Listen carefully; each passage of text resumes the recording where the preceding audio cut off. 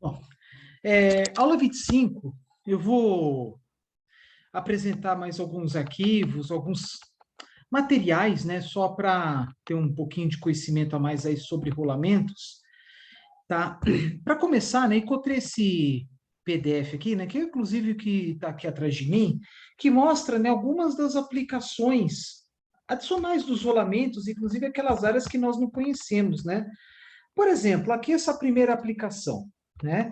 É, Quando eu peguei esse material, não era muito comum ainda, mas agora, né, no setor fotovoltaico, fala em rastreadores solares. O que é isso? São dispositivos mecânicos ou eletromecânicos, mecatrônicos, enfim, que permite, né, direcionar os módulos em direção ao Sol, né, otimizando a geração. Né? Então, eles têm lá o mecanismo, né, para, pelo menos um grau de liberdade, permite efetuar o movimento, tá? De acordo com o Sol. Então, tá aqui.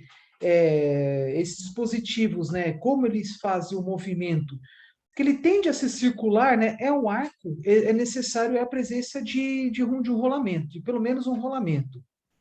Então, assim, é um motor que é acionado de uma forma bem vagarosa, né, bem devagar, e por meio de apenas um arco, né? Então faz esse movimento assim, tá?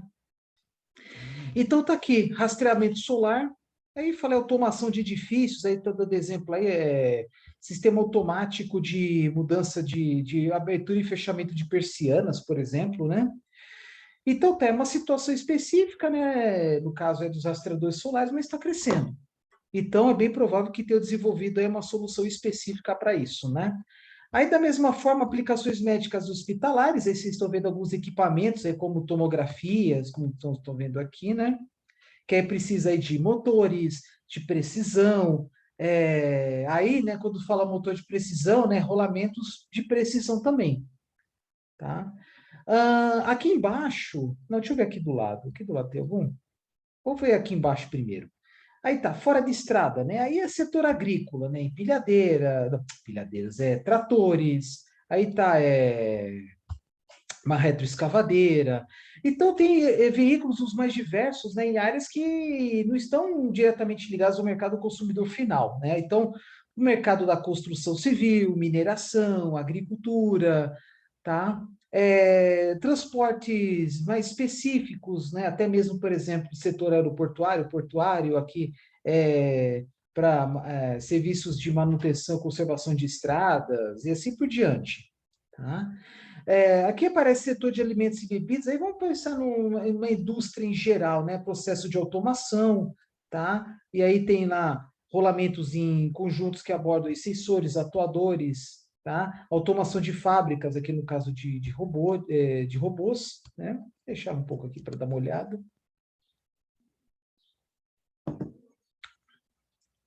Que aí necessita, né, de sistemas, motores, acionamentos e rolamentos também de alta precisão, tá? Para gerar aí trabalhos perfeitos, né? Com pequeníssimas variações de tempo de acordo com o que está no projeto.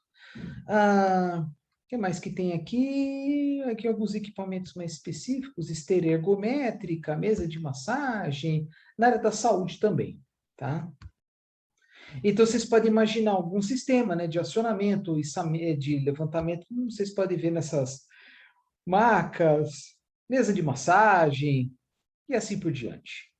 Bom, então isso é mais para mostrar para vocês que é um mercado extremamente amplo, né? Tem muitas aplicações, tá? E é isso, né? Então é buscar acompanhar as novidades do mercado, certamente. Até mostrei aí, uns 2 vídeos atrás, é até um case, né? De aplicação de rolamento em helicópteros, tá bom? Então, podemos pensar aquelas situações que exigem uma alta responsabilidade, uma grande confiabilidade. Né? Então, vou continuar mostrando os outros. Aqui são mais daqueles conjuntos de catálogos da área automotiva, né? Que é como comentei, né? Que é muito comum ver rolamentos em cubos de rodas, em bombas, né, diversas de água, de óleo e também dentro de motores. E aqui está mostrando componentes de direção e suspensão, né? Aonde? Aqui ele mostra os equipamentos, os componentes, né? Aí, o intuito aqui, né, não é ficar detalhando os catálogos, né, que da mesma forma que eu mostrei no vídeo anterior, catálogo de motos, né, também tem a codificação, né, o código do produto e se relacionado à montadora, ao modelo, etc, né? Então, vamos lá. O intuito aqui era mais mostrar esse desenho, achei bem bonitinho, bem didático, tá? Que mostra aqui o motor, aqui a correia dentada, que essa aqui dá para ver os dentes, né? A correia de acessórios, que em geral é uma correia mais lisa, né? Onde há o acionamento do alternador. Por exemplo, correia dentada é acionamento aqui do comando de válvulas. Eu estou mostrando isso aqui, né? Porque mais para frente eu vou falar sobre eixos, árvores, correias, polias, né? E é essencial, né? Talvez eu mostre esse desenho de novo, né? Mas é bom comentar, né? Então, de novo, todo equipamento que envolve rolamento, envolve elementos rotativos, né? Vai ter rolamentos ou buchas, né? Então, aqui, por exemplo, em cima tem as rodas dentadas, né, as engrenagens, que elas estão engrenadas, conectadas com esses dois balancinhos aqui, né, que são é, as árvores, né, do comando de válvulas. Por que eu estou falando árvore, né? Porque é acionado por uma ponta e o movimento, né, ele é distribuído em diversos pontos desse elemento rotativo. Tá? Quando fala eixo, né, eixo é trabalho apenas nas extremidades. Né? No caso, árvores, eles distribuem a carga, né, em diversos pontos, né, intermediários. Bom, aí mais para frente eu explico melhor, né, o que são eixos, árvores, cames, né, que são elementos muitas vezes excêntricos, tá? Rotativos, porém excêntricos, né, permitindo aí o acionamento o acionamento, né, a desativação de sensores, aqui no caso de válvulas, né, da válvula de admissão e de escape. Aqui embaixo, por exemplo, né, tem lá a polia, né, responsável por receber, né, energia oriunda do virabrequim, né, que é um eixo excêntrico que vocês estão vendo aqui, né? E aí, por exemplo, dessa polia do virabrequim, na verdade não é uma, são duas, né? Uma para acionar a correia deitada e outra para acionar essa correia de acessórios, que é uma correia lisa, né? Então, tanto na correia deitada quanto de acessórios, elas são munidas de tensionadores, também chamado popularmente de esticadores, para promover o tensionamento adequado, tá? Então, por exemplo, quando o mecânico vai efetuar a troca da correia, dos tensionadores, infelizmente acontece de dar um problema no carro, melhor dizendo, problema nesses pontos, um problema que até antes da substituição não tinha. Aí muitas vezes é por causa de tensionamento inadequado, aperto mal feito e até, na pior das hipóteses, falha no sincronismo. O que, se for uma falha leve, pequena, ela já vai gerar aí uma variação do consumo de combustível, né? Vai ficar menos eficiente, não vai o motor não vai fornecer a potência, né, que o dono do carro estava almejando, né, que sempre teve. E na pior das hipóteses, casos extremos, vai ter amassamento das válvulas, dos pistões, aí pode ter um dano severo no junta de cabeçote também, aí o custo vai ser enormemente alto, né? Então, voltando aqui, aí tem o virabrequim aqui embaixo, aí tem os comandos de válvula em cima, nos pontos aí a correia modifica até mesmo severamente o seu percurso, né? Que geralmente aqui está pintado de amarelo, bem de leve amarelo ouro, né? São os tensionadores. Aí o resto, tem alguns pontos aqui que são mais difíceis de ver, né? Mas, por exemplo, esse aqui do meio deve ser, imagino, a bomba de óleo, tá? Não tenho certeza. Agora aqui, por exemplo, dá para ver que é o alternador, né? Esse aqui, em algumas situações também a existência da polia para acionar o compressor, né, do sistema de ar-condicionado. Então, mais para frente, né, eu pretendo falar sobre o acionamento do ar-condicionado veicular, que em geral é acionado por como é que se fala? É, é um sistema de engrenamento magnético em que permite acoplar e desacoplar. Né? Então, por exemplo, o ar-condicionado está desligado, então o sistema está desacoplado, e é porque o que acontece? Independente do seu ar-condicionado estar funcionando ou não, a polia continua a movimentar. A polia continua funcionando, está girando. Por quê? Porque a correia está passando, normal. Agora, quando aciona o ar-condicionado, então a polia continua sendo acionada na mesma rotação, etc. mas ao acoplamento, então a parte da energia oriunda do virabrequim vai para acionar o compressor, né? Então, de novo, quando o compressor está desligado, quando o ar-condicionado não está funcionando, a polia continua a girar, né? E aí, quando há o acionamento, né, ele aperta o botão, né, aí há o acionamento dos acoplamentos, então o eixo da polia vai transmitir energia para o eixo do acionamento, né, que aciona o ar-condicionado, tá? E o resto é igual que é de uma geladeira doméstica, tá? Então, é um sistema magnético. Antigamente, o ar-condicionado era permanentemente ligado e havia o controle da temperatura, alternando o fornecimento de ar frio com ar quente. Então, havia um desperdício enorme de energia. Agora não. Agora é ligado ou desligado. Nada impede também, né, de ter um sistema magnético. Desculpa, eu não sei como é que funciona, mas nada impede de ter um sistema em que permite regular, né, a rotação, né, do eixo que recebe energia, né, oriunda desta polia, né, para fornecer uma maior ou menor energia, né, para o compressor, né, para fornecer um ar mais frio ou menos frio, tá? Bom, eu não vou entrar em detalhes aqui, mas o que vocês estão vendo aqui são duas correias, né, deitadas de acessórios, né, o que é muito comum em qualquer veículo, pelo menos duas correias, só que o que diferencia muito em cada um dos veículos, né, é a forma construtiva, tá? Tem veículos como o March da Nissan, que você pode adquirir um carro desse sem ar-condicionado, mas vai ter, ter sempre espaço, um espaço lá no carro para colocar o ar-condicionado e acoplá-lo às correias já existentes, tá bom? Então é assim que as coisas funcionam. Então, por exemplo, aqui de novo, rolamentos, né? Tem os rolamentos dentro dos tensionadores, você adquire o tensionador, tá? Você não adquire o rolamento. Então, como falei na aula anterior, às vezes você compra o equipamento, né, o conjunto, uma solução que sai mais caro, mas como a manutenção é mais rápida, mais barata, então você gasta mais no produto e menos na mão de obra. Tá? E por questão de confiabilidade, muitas vezes você trocar o conjunto inteiro compensa em vez de trocar apenas o rolamento. Porque se há um risco de quebra, há um risco de ruptura na hora de tirar e pôr um novo rolamento. Então, muitas vezes compensa adquirir o conjunto como todo, né, e descartar o conjunto antigo, né?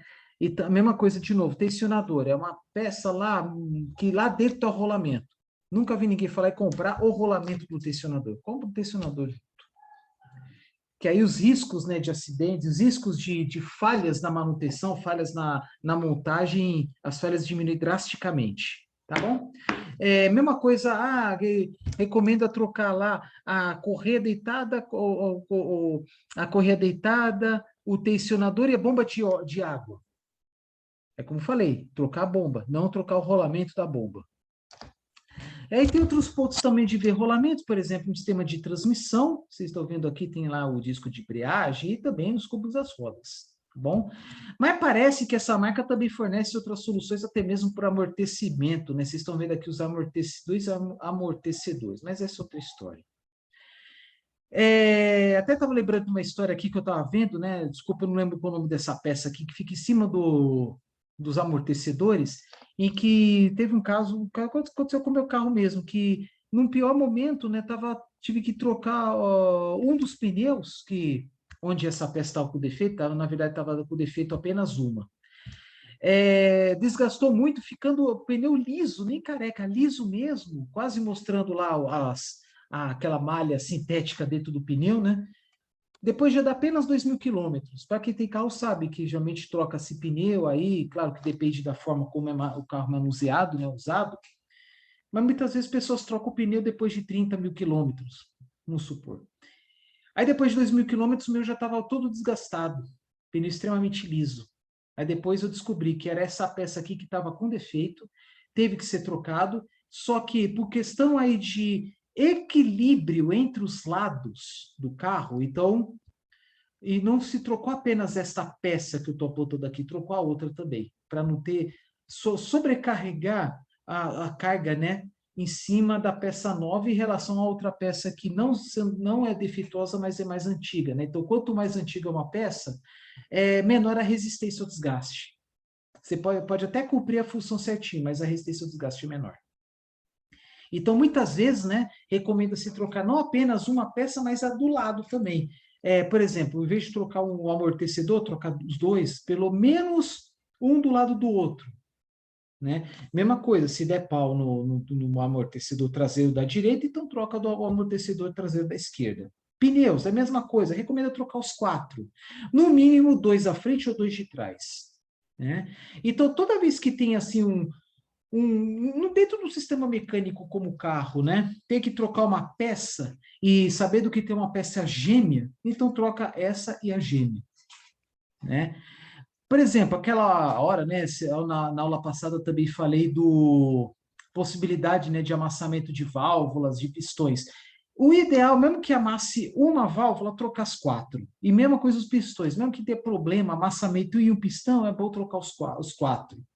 Só que tem gente que solicita, né, a usinagem, a aquisição de um pistão, e aí troca apenas o pistão, mas desde que tenha o peso exatamente igual, a massa, né, melhor dizendo, exatamente igual dos outros pistões. Por quê? Como o motor trabalha com sequência, né, sincronia, então se tiver uma peça mais pesada que a outra, vai gerar uma variação no seu desempenho, uma alteração. Uma alteração no desempenho. Mesmo que a cada ciclo, né, a cada conjunto de 4 tempos, né, sendo executado ao período assim milésimos de segundo, tá? Então, assim, tem uma tolerância, né, entre massas de peças que trabalham com sincronismo, né, no caso, válvulas e também pistões, né? Bom, até fugir demais aí da parte dos rolamentos, mas é um assunto que, que é necessário, né? Aqui vocês estão vendo aqui um monte de engrenagens menores, né? Mostrando aí uma transmissão convencional, né? Dessas aí de engrenagens, né? Para engatar as marchas, né? Da primeira, a quinta e a ré. Eu falo isso porque alguns veículos mais modernos já usam a transmissão CVT, que é um sistema mais enxuto, menor, menos peças, mas também uma exigência de engenharia diferente, com rolamentos possivelmente diferentes. Então, quando houve o desenvolvimento, né, do CVT, para substituição ao sistema convencional de transmissão, houve uma necessidade de uma reengenharia dos componentes móveis, o que inclui os rolamentos. Tá bom? Mesmo havendo a possibilidade de usar o mesmo modelo de rolamento para uma outra aplicação, até mesmo fora da área automotiva. Tá? Havendo essa possibilidade, né? Mas as exigências são outras. Às vezes, né, a questão da confiabilidade, o tempo de vida, enfim. Tá? Vou parar de mostrar esse aqui. Aí tem a da bomba d'água, tá? Por isso que eu comentei, né, que muitas vezes as pessoas se ouve por aí na mídia especializada, né, ao invés de trocar apenas a correia deitada, troca o tensionador ou até mesmo a bomba d'água, porque estão trabalhando em perfeita harmonia, né? Então, só para corrigir, né, minha dúvida, né, que agora há pouco falei, não tinha certeza, agora eu tenho. Esse ponto aqui é a bomba d'água. O que vocês estão vendo, agora que eu vi, né, pelo formato aqui das pás, né, que os carros mais modernos, né, não os carros mais modernos, mas está popularizando, né, o uso do turbo, tá? Como forma, né, de transferir energia, né, uma parte de energia oriunda dos gases de escapamento para aumentar a pressão do ar de admissão. Tem algum momento aqui tem a turbina e certamente tem rolamento. Ainda mais que ele atua a alta rotação, né? Então podemos pensar equipamentos, dispositivos que atuam a alta rotação tem que ter uma alta confiabilidade. Por que uma alta confiabilidade? Imagina o desastre que dar um problema do nada, no meio da estrada. Não estou podendo até ocorrer risco de acidentes. Imagina arrebentar a correia, dar algum problema no tensionador, algum rolamento no meio do caminho, o cara andando a 120 por hora. Complicado, né? Aqui, ó, bomba d'água. Quando você também adquire aqui a guarnição, né? Porque a bomba d'água está conectada ao motor, né? E no motor também recebe a água, obviamente oriunda da bomba d'água. Então, como é que faz para conectar a carcaça da bomba d'água com o motor? Tem as vedações. Vocês estão vendo aqui, né, de formatos específicos, né? Uns furos menores, geralmente, para encaixar os parafusos, né? E é isso. Mesma coisa o cabeçote, né? Entre o cabeçote e o bloco do motor, e também entre o bloco do motor e o cárter tem a vedação, né? Então, vamos lá. Próximo. Atuadores e componentes hidráulicos para sistemas de embreagens, né? Embreagem é algo que já, às vezes é trocado, principalmente quando há um uso inadequado da troca de marchas, né? Se descansa o pé na embreagem, eu já conheço gente que teve que trocar a embreagem com 30 mil quilômetros, né?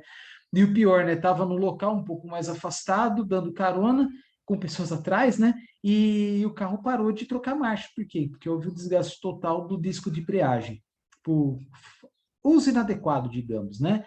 E isso é muito complicado porque você não troca apenas o disco, você troca o todo. Bem mais para frente falar sobre o disco, o platô, como o processo funciona, tá? Mas o que acontece? Não é apenas o disco, a embreagem. Tem alguns equipamentos aqui, por exemplo, o atuador hidráulico do clutch, né? Que é embreagem, né? Então, a SKF vende até isso aí, né? Para cada caso é um caso, enfim, né? E onde eu quero chegar? Os componentes, eles já não são baratos. O conjunto aí facilmente supera a casa dos R$ 1.000. E a troca dá mais trabalho ainda. Não é aquele negócio de se deixar o carro de manhã e pegar na hora do almoço. Não, porque também geralmente uma oficina não tem apenas o teu carro, tem vários outros carros para fazer manutenção. Então, quando dá esse problema, dependendo do lugar, você tem que ser guinchado, você gasta, tem um tempo perdido, lucros cessantes, às vezes você pega até hotel, né? Porque fica no meio do nada, né? Num lugar mais afastado da tua casa, enfim, da origem do destino, da origem ou do destino, então não tem jeito. Até adquirir a peça, até trocar demora, às vezes demora até dias, né? Bom, então tá aí, né? Autuadores e componentes hidráulicos para embreagens, tá? Então eles trocam, embora o forte da SKF são rolamentos, eles comercializam até isso aqui. Cruzetas, aí já faz parte lá do eixo cardan, que é muito comum aí em veículos pesados, caminhões, aí estão vendo aqui, automóveis, aqui eles têm tração nas 4 rodas, utilitários, caminhões e ônibus, que transmite o movimento aí se for, por exemplo, como é que se fala, né, transmissão não, propulsão frontal, né, se o motor está na frente, então transmite o movimento lá para o eixo traseiro, então tá aí. Aí tem aqui, né, a cruzeta, tem o anel, né, para evitar deslocamento axial, enfim, né?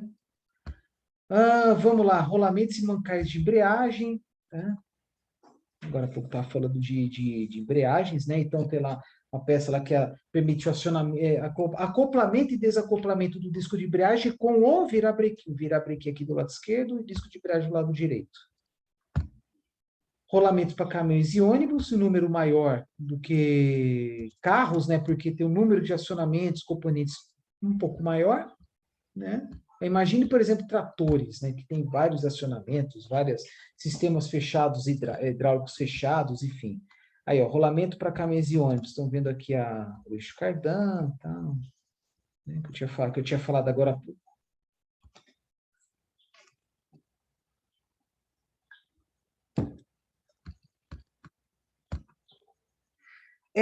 Aqui é um material, né, voltado ao mercado português, né? Português, tanto que está em português de Portugal, que ele mostra, né?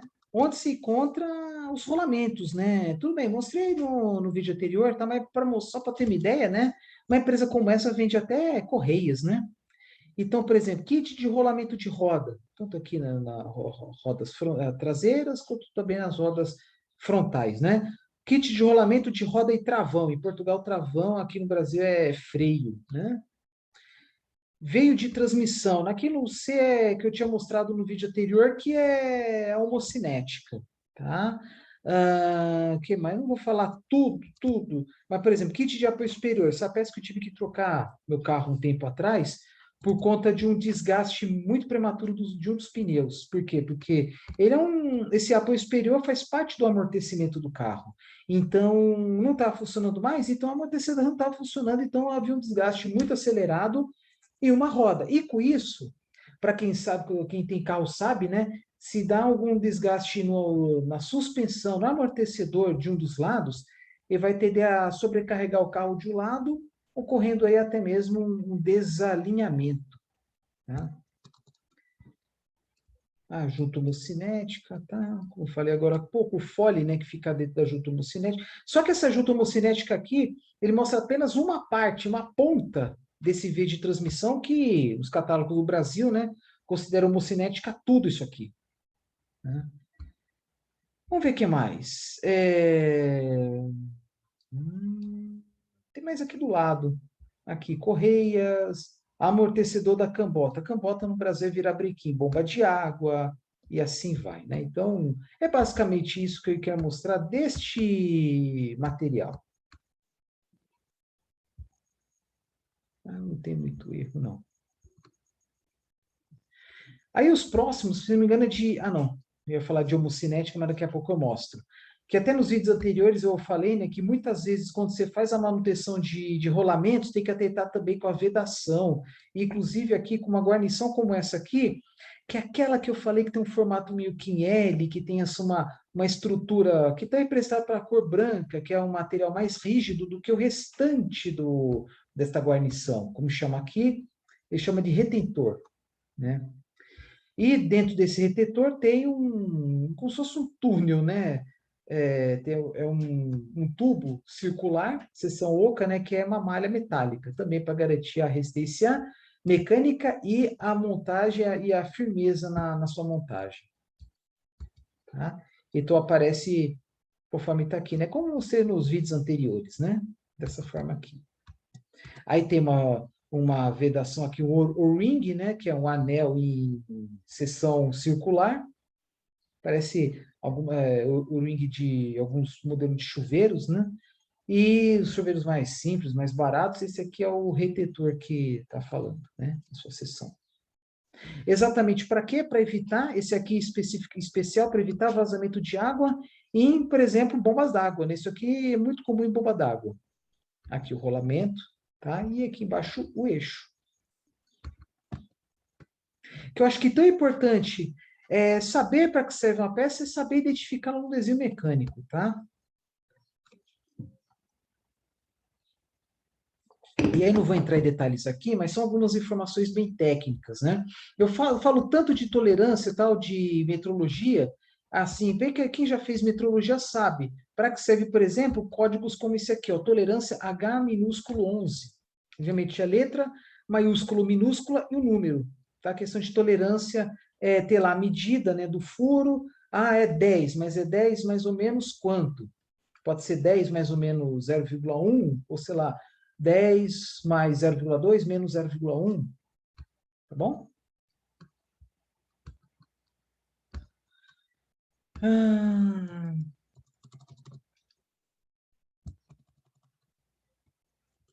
aí, ó, por exemplo, a montagem aqui do retentor, né? Tô vendo que embaixo ele é espelhado, né? Porque o retentor também, no caso, ele é circular, né? É basicamente isso, tá? Queria mostrar desse material.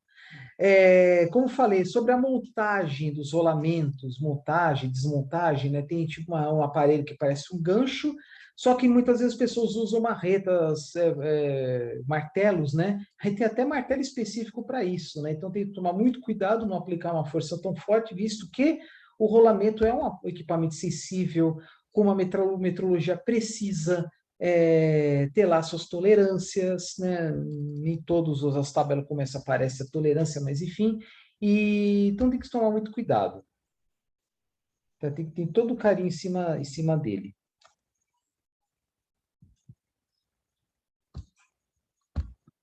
Aí a junta homocinética que eu tinha comentado, né? Aí no caso aqui tem dois foles, né? Na verdade tem duas juntas, né? Onde permite aumentar a flexibilidade do movimento, tá?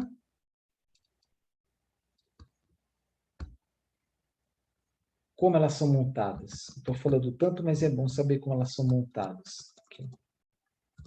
Aqui tem as homocinéticas, um de cada lado, né? Aqui em cima tem o motor e embaixo a transmissão, tá?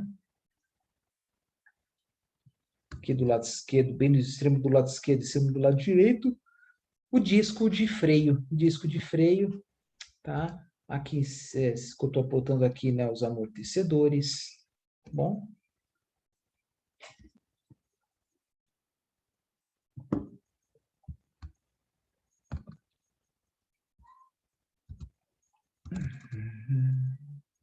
Aí, ó, a junta homocinética permite movimentos horizontais e verticais da roda em velocidade. Isto torna-se possível graças à sua capacidade de se expandir e dobrar em várias direções. Devido à posição de uma junta homocinética no veículo, o produto está frequentemente exposto a sujeira, sal, lama, enfim, água, né? Por isso estão vendo que ele é todo vedado, porque a junta em si, ela está dentro da coifa, está dentro do fole, né? Ela está aqui dentro. Se rasgar, recomenda trocar a homocinética inteira. Ah, mas por que rasga? Muitas vezes é alguma ação inadequada do mecânico, faz um trabalho mal feito. Às vezes é, por exemplo, tem um acidente, um impacto muito forte. Não estou dizendo que vai rasgar, mas aí no caso é bem provável que amasse a cinética, tá? E como ela é por dentro, tá? Tem umas esferas, né, que faz como se fosse a rótula do joelho. Bom? Componentes do veio de transmissão do cinético, nada além do que eu tinha mostrado anteriormente, né? Então, aqui outro exemplo, né, da junta homocinética. Tá? Chaves e soquetes, né, que são usados aí na montagem, desmontagem de rolamentos, tá? Até ver se tem alguma... Aí, ó, como tá aqui, ó. Aí, ó, raio exato da chave reduz o risco de danos à porca. Porque geralmente são instaladas, né, o rolamento é instalado junto ao eixo com uma leve folga. Uma folga tão pequena que você não consegue tirar com a mão, né? Então, eu recomendo usar chaves, situações extremas, até martelos, né? Desde que tome, martelos específicos, né? Desde que tome muito cuidado.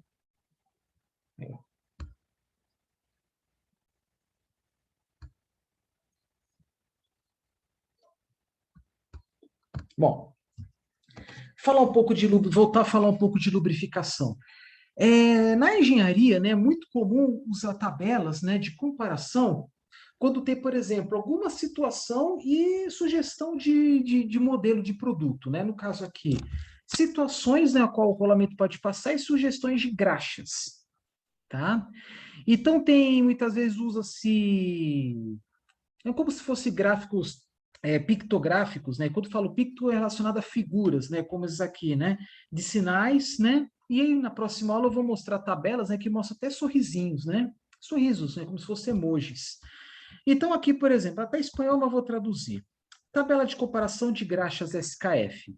Então, tem as questões, né? Que são a questão da temperatura, alta ou baixa, média, velocidade, carga. Aí, quando aqui é eixo vertical, né? R vertical, que é eixo vertical, que é a questão da possibilidade ou não de desalinhamento. Rotação rápida no aro exterior, né? Que é o arco externo, movimentos oscilantes, vibração severa, então tem alguns lubrificantes, algumas graxas que pode ser usada para, por exemplo, vibração severa, né? Só ver, é bem didático, né? Só ver pelos sinais mais ou menos, ou o ciclo que é nulo, né? Baixo nível de ruído, aí adequado essa graxa aqui, ó, LGLT2, né?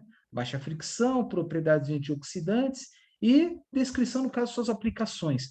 Vou dar exemplo primeiro aqui. Ele é adequado para vibração severa e tem propriedade antioxidante, essa graxa aqui, LGMT2. Uso geral na indústria e na automação, e faixa de temperatura que vai de menos 30 a 120 graus Celsius, né? Muitos deles estão vendo que tem boas tolerâncias, né? Pensando, por exemplo, algum sistema que envolve criogenia, ou que tem aí calor como fornos, né? Aí te fala, né, material espessante, né, deixa mais grosso, sabão de lítio com óleo mineral, material de composto de alumínio, óleo mineral, e assim por diante. Então, aqui é uma forma de critério, né, de seleção, tá? Aí as aplicações, uso geral na indústria e automoção, situações de extrema pressão, como, por exemplo, bombas, compressores, compatível com alimentos para evitar contaminação de alimentos, né? É questão da crocância, sabor, dulçor, amargor, enfim. Alta viscosidade, mas incluindo aditivos sólidos. Aplicação para baixa temperatura, vocês estão vendo aqui, pode ser usado até menos 50 graus Celsius, tá? Tem um embaixo aqui, LGGB2, né? Ele é biodegradável, tem uma baixa toxicidade. para cargas elevadas e ampla faixa de temperatura, a carga elevada aí seria aí uma alta rotação, motor potente, enfim, né? Uma turbina, às vezes uma turbina a vapor, né? Não direto na turbina, porque a temperatura de vapor é altíssimo, né? Mas no eixo, né? Porque tem turbina que atua aí, turbina a gás também que atua a rotações aí acima de 10.000 RPM, tá? E aí parece que ó, esse aqui, esse penúltimo é uma graxa de poliuretano. Aí, ó, temperatura extrema, aí o recorde, 260 graus. Aí pode ser aplicado, por exemplo, em turbinas a gás, vapor, dependendo do ponto, né? Então é isso. Aí só para corrigir o que eu falei, né? Que eu achava que cebolinha nula, desculpa, errei, ó. O mais, sinal de mais, recomendado. O letra O adequado e o menos não adequado. A critério de seleção vai depender da disponibilidade de cada uma das graxas, preço, etc., né? Manuseio. E não esquecendo, né, que à medida que aumenta a temperatura de aplicação, né, a temperatura de trabalho, aumenta a temperatura, diminui a viscosidade. Tá? Então, a graxa fica menos viscosa, podendo, na pior das hipóteses, alcançar aí um ponto de estado líquido. Aí começa a perder as suas propriedades, tá? Aí, ó, como ela é colocada, tá? Muito, em geral, né, colocado manual mesmo, né? Às vezes com a presença de algo parecido com uma almotolia, sei lá. A gente coloca o dedão mesmo, né? Algo bem rudimentar. Aí fala, né? Colocar uma quantidade correta, às vezes coloca aí para lambuzar mesmo, como se estivesse fazendo o bolo com chantilly.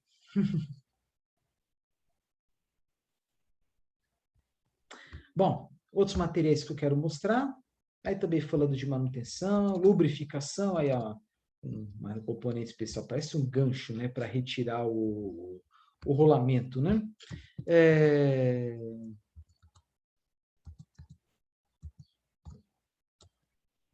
Aí que eu tinha falado no vídeo anterior, né? Por que que dá problema, dá problema em rolamentos, né? Mais comum, lubrificação inadequada, por exemplo, montagem incorreta aí permite até, na pior das hipóteses, amassamento, né, do rolamento, contaminação, né, presença de sujidades, fadiga, que é movimentos cíclicos, é muito mais comum quando ocorre alguma falha de engenharia, né, no projeto, tá?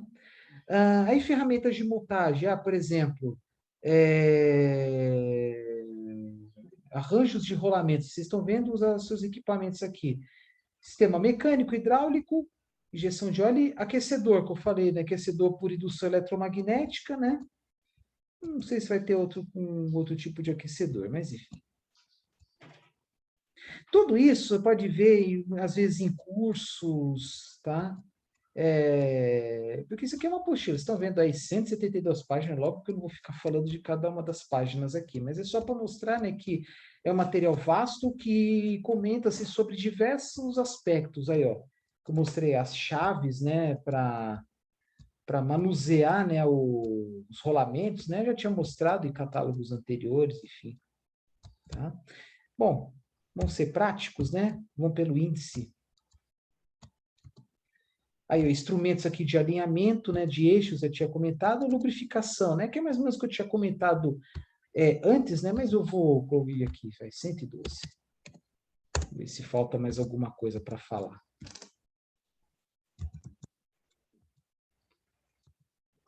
Talvez não. Aí a forma como está inserida aqui o... Mas esse exemplo aqui é de um rolamento desmontável, tá? E também uma empresa como a SKF fornece, né, os próprios lubrificantes, tá? Mais ou menos a mesma coisa que eu tinha mostrado aí no PDF anterior, né? Só falando das aplicações realmente, ó. Rolamento industrial automotivo de uso geral, vocês estão vendo aqui exemplo de uma correia transportadora, tá? De conjunto envolvendo polia, né, para tração de movimento do motor elétrico para algum sistema mecânico, aqui deve ser não sei, o sistema de exaustão, sei lá. Rolamento industrial automotivo, de uso geral, já falei. Rolamento de alta carga e extrema pressão. Estão vendo aí equipamentos aí de trituração, tá? Por exemplo, aí de minério, de pedras, enfim, podendo ser triturar moagem de biomassa. Rolamento de alta carga e extrema pressão, tá? Aí até fala aqui, né? Rolamento de roda de veículos, máquina de lavar, ventilador, motor elétrico, né? Aí até fala extrema pressão, por exemplo, turbinas. Aí voltado à indústria de alimentos, né? Para não alterar as propriedades organolépticas dos alimentos, tá bom? Que mais? Rolamentos biodegradáveis. Aí aplicações, né? Equipamentos agrícolas, florestais, construção e terraplanagem, mineração e transporte, água e irrigação, tá? Por exemplo. Graxa, né, para pá de turbina eólica, aí pensando, né, numa situação que requer uma alta confiabilidade, visto que se der algum problema no gerador eólico, né, até efetuar a manutenção demora, porque essas pás geralmente são instaladas em locais distantes, ainda mais pensando, por exemplo, em turbinas offshore, tá? Então, aqui, ó, excelente resistência à água, proteção contra a corrosão, alta estabilidade térmica e mecânica, tá? Aí a próxima é rolamento para baixa temperatura e velocidade alta. Estou vendo aqui linhas de montagem aí de... Pode pensar em papel, papel, tecidos, né? Teares, cilindros de pressão, robôs, né? Robô. Rolamento de pressão extrema e baixa temperatura, por exemplo, turbinas eólicas. Tá, rosca sem fim também, altas cargas aplicadas, né, muitas vezes. Rolamento de alta carga pela temperatura, tá. Aí, ó, até mesmo aplicação exposta à neve. Tá? Bom, e é isso, vou dar uma acelerada aqui. Rolamento de viscosidade extremamente alta com lubrificante sólido. Extremamente alta por quê? Porque muitas vezes a operação é alta temperatura e à medida que aumenta a temperatura, a viscosidade cai. Aí, por exemplo, aqui embaixo aparece um forno rotativo desde produção de clinker, que é uma matéria-prima para a produção de cimento. Aí, ó, alta carga, alta temperatura e alta viscosidade. Papel celulose, pneu vibratório de asfalto, que é a alta temperatura, cilindros laminadores da indústria de aço, né, porque o aço chega nos cilindros de laminação a temperaturas altíssimas, tá? Rolamento para alto desempenho, pensando, por exemplo, em sistemas de automação, motores mais caros, né, mais sofisticados, tá? Enfim.